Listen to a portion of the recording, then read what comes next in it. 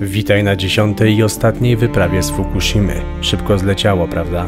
Jeśli chcesz zobaczyć poprzednie odcinki, to wyświetlają się w prawym górnym rogu ekranu. Dziś pojedziemy do wioski Itate, oddalonej o około 35 km od elektrowni atomowej. Kiedy 11 marca 2011 roku doszło do awarii reaktora, radioaktywna chmura z nad Fukushimy osiadła właśnie na tym terenie. A co ciekawe, mieszkańców wysiedlono dopiero po miesiącu od katastrofy, narażając ich tym samym na pochłonięcie największych dawek. Dziś po 8 latach przeprowadzono dekontaminację na znacznej części terenu, ale z uwagi na położenie miasteczka w górach, kompletne usunięcie radiacji jest wręcz niemożliwe. Tego dnia towarzyszył nam były mieszkaniec wioski Itate, ale zacznijmy naszą przygodę od początku. Oj, no jest. No jest, nie siedzi.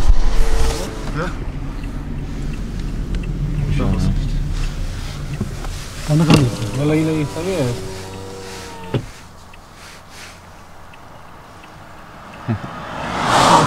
Śmieszne ryjki. Słuchajcie, może to nie wygląda na opuszczone, ale jesteśmy w samym centrum wioski Itate. Ten gmach tutaj został wybudowany w 2017 roku. I ciekawa sprawa, bo ludzie, którzy tutaj powracają, nie płacą niektórych podatków, na przykład podatku zdrowotnego, oraz budżet, jaki dostali na odbudowę tej wioski, jest 4- czy 5-krotnie wyższy. Sama wioska znajduje się na 450 metrach nad poziomem morza do 600, dlatego tutaj jest dużo zimniej niż w rejonie, w którym tak naprawdę jest cała może Fukushima. Dlatego jak zobaczycie na bok, to jest śnieg. I strasznie wieje. Dotąd tsunami nie doszło, co prawda, tylko trzęsienie ziemi, ale cała chmura radioaktywna przeniosła się właśnie z nad elektrowni tutaj, nad tą wioskę Itate. To też jest wioska, w której żyło kiedyś 6,5 tysiąca osób, a w tym momencie żyje pewnie więcej małp na tych górach, bo naprawdę ich wiele widzieliśmy, niż samych mieszkańców, bo ich jest tutaj tylko 900. Tutaj jest bezpiecznie, ale tak jak mówił przewodnik, pójdziemy 20 metrów dalej w kierunku gór, tam nic nie zostało ruszone, tam jest dokładnie tak samo jak w 2011. Ile mamy? 0,92. I słuchajcie, tylko 20 metrów w górę od drogi chyba, tak? Nie, 20 metrów 20 metrów w górę było dekontaminacji. Tak, tylko pamiętajmy o tym, że każdy opad deszczu, śniegu, a potem topnienie tego wszystkiego powoduje to, że tak naprawdę ciągle ta skażona gleba zlatuje z wodą w dół, no i pierwiastki się spłukują, tak? Ale oficjalna wersja jest taka, że w 2017 zakończyła się dekontaminacja i że jest bezpiecznie. Może to, co wam pokazujemy, na razie nie jest opuszczone, ale wydaje mi się to być ciekawe, ponieważ to wcale też nie jest tak, że cała ta strefa jest, słuchajcie, opuszczona i nikt tutaj nie mieszka. Niektórzy wracają, niektórzy nie wracają. Są tutaj bardzo związani z tym regionem i bardzo im zależy na tym, aby to odbudować.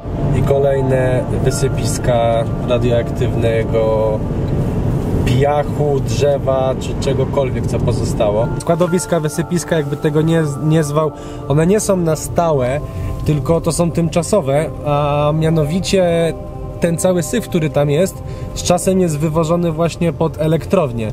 Pod elektrownię numer 1. Teraz jedziemy do ratusza, który został wybudowany w latach 90. Przewodnik bardzo nas tam chciał zabrać i pokazać, bo jakby im zależy na tym, aby pokazać tą wioskę, że oni sobie dają radę, tak?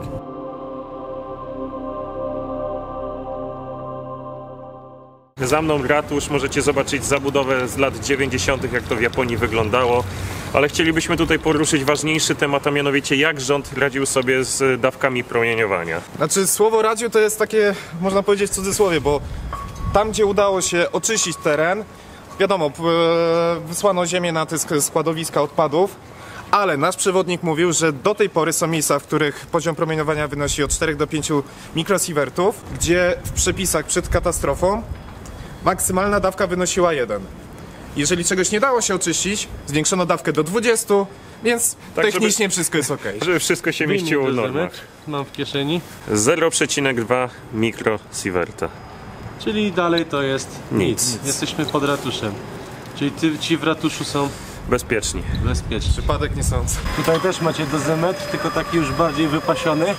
0,21, czy by się z naszym zgadzało. I są dwie lampeczki u góry. Czerwona i zielona. Wiadomo już po co, tak? で長泥ってここがこのぐらいが帰還困難区域なんです。 To jest obszar całej wioski. でここに今入れないようにゲートがあります。 Tutaj jest obszar wciąż skażony i jest brama i zakaz wjazdu. もしね雪がなかったら大丈夫だったらここまで行ってきたいなと思ってるんですけども。 Jeśli nie będzie śniegu za dużo, to pojedziemy tam. A trwają tam prace dekontaminacyjne, czy już ta strefa jest opuszczona? まだ乗船が続いてますか？ 除染はここだけが残ってるんです。ここだけ除染場だ。 Tutaj jeszcze nie skończyli prac dekontaminacyjnych. Większość obszarów została już poddana dekontaminacji, ale są wciąż miejsca, które nie zostały, szczególnie w górach, dalej od dróg i domów. Czeka nas spacer po mieście. Będziemy wam pokazywać, jak to wygląda. Za mną w tle klinika. Klinika powstała przed samą awarią. Zapytaliśmy przewodnika, czy w jakiś sposób państwo rozszerzyło zakres medyczny dla osób, które tutaj wracają czy mieszkały. Słuchajcie, nie. 2 razy w tygodniu jest ona otwarta i można przeprowadzić jakieś badania. Natomiast wszyscy ludzie z tej wioski zostali przebadani profilaktycznie, jeżeli chodzi o wpływ promieniowania na ich organizm. Natomiast nie ma jakichś specjalnych lekarzy czy projektu, który by rozszerzał zakres badań, jeżeli chodzi o radiację. Duże ulice, szerokie, gdzie co jakiś czas przejeżdża samochód, jak za mną. Ale tak jak mówimy, no to jest centrum, środek gór, miasto 900 osób, więc ludzie tu bardziej są przejazdem niż po to, żeby się tutaj zatrzymać. Tutaj ciekawa sprawa, zobaczcie, jest zajączek. W ogóle w Japonii bardzo dużo pojawia się takich różnych motywów. A propos zwierząt, to dzisiaj jak jechaliśmy, to widzieliśmy małpy. Nawet nie wiedziałem, że małpy żyją w Japonii. I tym bardziej, jak nie mówić, ja nie wiedziałem. Znaczy, no dobra. Co nie byłeś? Chodzi mi o to, że w górach, co nie? W śniegu. Były takie 2. Jedna nawet leżała na ziemi. No i jeden goryl. Sapporo Sentai, czyli Centrum Wsparcia Itatemura. Tutaj na herbatkę się spotykają, mówisz, tak? Tak, może będziemy mieli okazję z kimś porozmawiać. No to głównie pewnie staruszkowie. W ogóle tutaj prawie młodych pewnie nie ma w tej wiosce już. No zobaczymy. Negocjacje są prowadzone. Ja wam mówię. Czyli co, kapciuszki zakładamy? Klapcioszki. Laczki. Szybciuszko buty i klapcioszki. Dobra, ja po środku je zostawię. Dobra, ja mam z prawej. Motyw dzika się tutaj często powtarza. Nie wiem, czy to tutaj też za nami. Czy w tej wiosce jakby twarzą tej wioski nie jest dzik. Dzik, małpy, choć przewodnik nam mówił, że małpy pojawiły się dopiero po tym, jak ludzie stąd musieli opuścić tą wioskę, dlatego, Tak, bo bo szanę zostawili. otóż to ludzi nie ma, są małpy, są ludzie, nie ma małpy.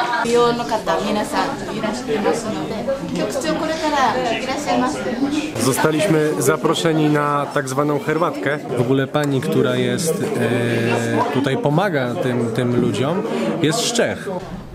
Będziemy po prostu chcieli zrobić coś takiego, że oni będą nas pytać o różne rzeczy, bo też są ciekawi, skąd jesteśmy i co robimy. My będziemy ich pytać, będziemy odpowiadać dzięki Emilowi, który zna 30 języków, między innymi japoński. No i tak. Ale okazało się, że mieli wobec nas zupełnie inne plany. Rozpoczęły się ćwiczenia i To ja będę nagrywał. kogoś musimy wyznaczyć. Ja będę obsługiwał stabilizator, sorry. Nienawidzę. Został oddelegowany do wykonywania ćwiczeń. Tak, nienawidzę was. W sensie tych 2. Po prostu jemu się najbardziej przydadzą. Moja atletyczna budowa, nie mówiąc już o Kubie, a ten no, troszkę spuch ostatnio. Co tam Bluzy. To będzie wszystko na telewizji. Wszystko za telewizorem. Właśnie pani z naszego braterskiego kraju.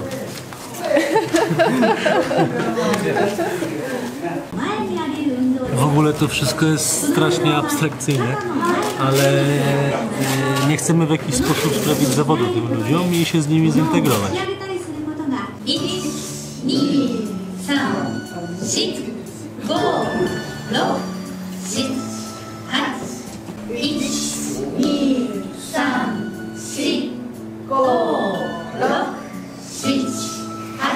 続いて左足 Emilowi to się nawet podoba. 2、3、4、5、6 Może wam się wydaje to abstrakcyjne, ale dla starszych osób takie ćwiczenia to jest naprawdę coś, bo się poruszają. A tym bardziej chodzi tutaj o taką integrację, bo jest na tyle mało tych osób, które tutaj mieszkają, że oni muszą się trzymać razem, więc takie miejsca jak to właśnie umożliwiają im coś takiego. A chłopaki już powoli kończą ćwiczenia. Czas, tak? Już powoli musimy uciekać. Dobra. Do widzenia. Słuchajcie, wychodzimy, chłopaki poćwiczyli. Konrad powiedział tutaj jedno słowo, jedno zdanie. Nie powiązałem tego z reaktorem. Ja też bym tego nie powiązał z reaktorem.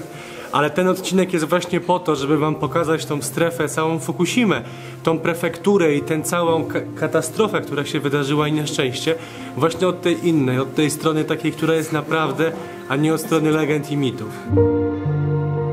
Chodziliśmy jeszcze jakiś czas po mieście, nie mogąc uwierzyć w to, co nas właśnie spotkało. Itate, podobnie jak inne niegdyś wysiedlone miasta i wioski, na pierwszy rzut oka wydają się być zamieszkałe jak każdy inny region Japonii. Stoją śliczne domki, są boiska, przychodnia i sklepy, ale nie ma kto ich używać. Niewiele ludzi powraca do swoich domów, a są to głównie osoby w podeszłym wieku, ale są i tacy, którzy już nigdy nie wrócą, mimo że by bardzo chcieli. Pojechaliśmy dalej w głąb strefy, mijając setne już wysypisko radioaktywnych śmieci. Przewodnik zabrał nas do jednej z nielicznych, ale wciąż funkcjonujących restauracji, które odrodziły się po katastrofie. Ale nas zainteresowało jednak coś kompletnie innego. Jak byliśmy w restauracji, to zauważyłem, że tam po drugiej stronie jest jakiś budynek i się okazało, że to jest chyba szkoła i tam będziemy chcieli podejść. A jeszcze druga sprawa taka, że nasz przewodnik ma tutaj dom i wejdziemy do tego domu. No i porozmawiamy trochę z nim. Pokażemy wam, jak wygląda, tylko że to już jest dom, który nie jest zamieszkały, więc może tam niewiele zostać, niewiele być, ale zobaczycie, jak wygląda typowy japoński dom. A jeszcze na sam koniec podjedziemy sobie do najbardziej skażonego regionu, znaczy miejsca tutaj właśnie w tej wiosce. Zobaczcie, tam jest plac zabaw. Konrad już dorwał huśtawki. Tyłek się nie mieści. No to dla dzieci. Tutaj w tej klatce jest chyba dozymetr. Tak. Oj, zobaczcie, że jest zasilany tak jak wszystkie panelem słonecznym. I tutaj mamy 0,25. Rowerki, które zostały właśnie po dzieciach, które się tutaj kiedyś uczyły. Najlepsze jest to, że te drzwi są co prawda zamknięte, ale czujka cały czas działa i próbuje je otworzyć. Dziwne wrażenie. Była klasa. Zobaczcie, normalnie zlewy. Tutaj tablica, jeszcze z zapisami jakimiś. Rysunki, stoły. To wszystko zostało pozostawione same sobie. Przewodnik nam powiedział, że nie mają pomysłu na tą szkołę. Tym bardziej, że tutaj większość ludzi, która mieszka, to są starsi ludzie, więc dzieci tutaj raczej już nie będą mieli.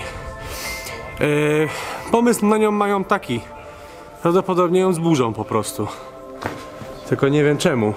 Bo w sumie obiekt jest ogromny i mogliby coś z niego zrobić, ale no nie ma kto z niego korzystać, tak? To jest w ogóle niepojęte dla mnie. To wygląda jakby po prostu dzisiaj była sobota i dzieci do szkoły nie poszły. No, tak naprawdę gdyby jutro akurat się znalazło ileś uczniów, żeby tutaj się zacząć uczyć, bez to by problemu. mogli, otwierają drzwi i... Oczywiście. A, już ja to nagrywałem już. Tylko, że ja się nie przewróciłem. So close. Tu jaka opcja. Zobaczcie. Tylko muszę podejść, gdzie jest ciemniej. Patrzcie, wszędzie jeszcze stoją podręczniki. Przybliżę wam to. Wszędzie stoją podręczniki. Ale masakra. Opakowane w kartony. Ładnie krzesełka, idealnie poukładane, równiutko. Tutaj? O, tutaj jeszcze lepiej to widać. Cała literatura japońska. U góry jakiś jest napis, może jaka to jest klasa, czy dla kogo to były podręczniki. Ja cię kręcę.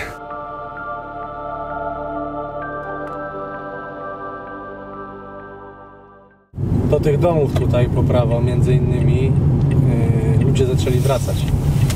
Zobaczcie po drugiej stronie składowisko odpadów. Też sobie nie myślcie, że tam w środku są jakieś dziwne rzeczy z reaktora, po prostu to jest ziemia w większości. Zatrzymaliśmy się na chwilę przy składowisku. Za chwilę sprawdzimy też poziom promieniowania. I słuchajcie, przewodnik nam powiedział, że to też zależy od regionu. Akurat tutaj musieli zebrać 10 cm gleby w celu dekontaminacji, ale tak jak mówił, tylko 20 metrów w górę, więc dalej to wszystko spływa na dół. W takim wąwozie jestem specjalnie, bo strasznie wieje tutaj wiatr. Ale podejdźmy z dozymetrem do tej siatki, zobaczmy jaki jest wynik. I co? 0,46, 45, nic się nie zmieniło. Czyli nie ma to wpływu, ale dalej jest to nic. Zgadza się, w dalszym ciągu można tutaj normalnie przebywać i mieszkać. Świetnym przykładem jest dom, który jest właśnie za Kubą, który jest po drugiej stronie składowiska odpadów nuklearnych. Coraz wyżej i wyżej w góry się pniemy. I co jest śmieszne, że w tej strefie na dole, tam wokół reaktorów na przykład, jest na plusie, nawet plus 10 stopni, a tutaj u góry mamy minus 1 stopień.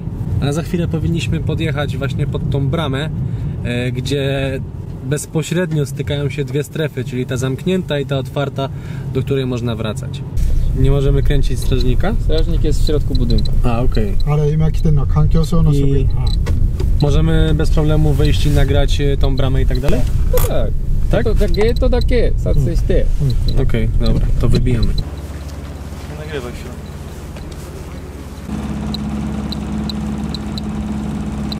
Powiem Ci, idąc w tą stronę, zwiększa się wartość, jest 0,84 mikrosieverta. 86 nawet. No. Tylko weźcie pod uwagę, że to dalej jest przy drodze, więc tam po górach może być jeszcze wyższe wartości. No tak, tylko zobacz, że my przeszliśmy 15 metrów tak naprawdę i tutaj już jest dużo, znaczy może nie tyle co dużo większe, ale większa wartość. No jest odczuwalne jakieś. Czyli brama nie stoi bez przypadku Tak, w tym miejscu. po tej stronie była dekontaminacja, zrywali piach, ściągali ten piach, wrzucali ją potem do tych worków, worków, a tutaj po drugiej stronie nie było nic jeszcze robione, więc tam to tak jak opadła ta chmura, tak teraz leży, dlatego tylko mogą przejeżdżać ludzie z specjalnymi przepustkami i pracownicy. Ale tyle dobrego, że prace trwają, więc to wszystko jeszcze wróci do normalności, przynajmniej mamy nadzieję taką. Tu zobaczcie, nawet jakby nie było strażnika, to i tak jest kamera. Ja filmuję ją, ona mnie. No i obostrzenia, tak? Jakieś informacje, że nie można wjeżdżać. Obszar, gdzie jest trudność powrotu. Aha, okej. I to nie jest napisane, to jest strefa skażona, czy coś takiego, tylko no, użyto takiego terminu, który niekoniecznie aż tak negatywnie się kojarzy. Jakaś organizacja, biuro zajmujące się oczyszczaniem po elektrowni atomowej, szkodach elektrowni atomowej. Co znalazłeś? Że przełożyłeś do gleby, co nie? 3, Zaczęło rosnąć. 7. 3,28. 3,0. No to około 3 będzie. Jak mryga to znaczy, że liczy, to nie? No. Ale... No czyli tutaj A, 3,80. 3,8. No jak mryga to liczy, musielibyśmy chwilę poczekać, żeby ustaliło się.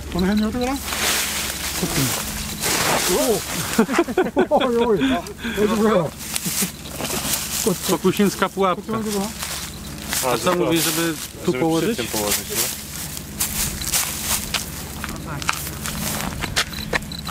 Co to giganta? 3,59. 50, czyli spada teraz, jak tam było więcej. Sato. Ale dalej leci w górę. Znaczy no dalej jest to o wiele więcej niż jak miałeś to, jak trzymałeś w ręku. No tak, trzymając to w ręku było niecały 1, położyłem to tylko tam było już około 4, więc zobacz jaka jest różnica. A to przez to, że jesteśmy w górach. Każdy deszcz spłukuje tak naprawdę te jeszcze cząstki, które zostały w takie miejsca, więc chcąc nie chcąc tutaj jest spływ, zobacz. Tak, i dlatego to tutaj rośnie. No. Ile mamy? 3,16, no to tam było mocniej. No.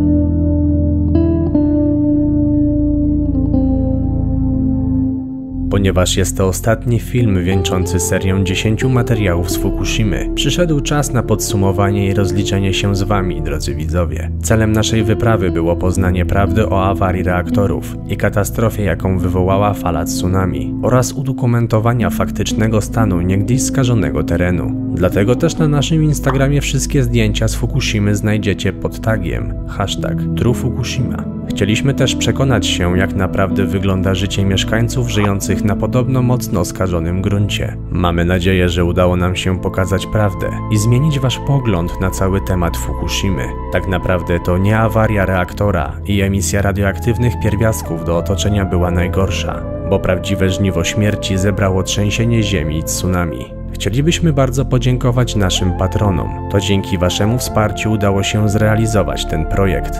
Dziękujemy też Tobie, Emil, że towarzyszyłeś nam przez te kilka dni i dzielnie przekładałeś polski na japoński i odwrotnie. Ale przede wszystkim dziękujemy Wam, drodzy widzowie, za motywację do tworzenia kolejnych odcinków z niesamowitych wypraw. Pamiętajcie, gdyby nie było Was, nie byłoby nas. Niby to koniec serii, ale mamy przygotowane jeszcze kilka niespodzianek z Fukushimy. Na razie jednak zostawmy to w tajemnicy. Do zobaczenia, kochani, na następnej wyprawie.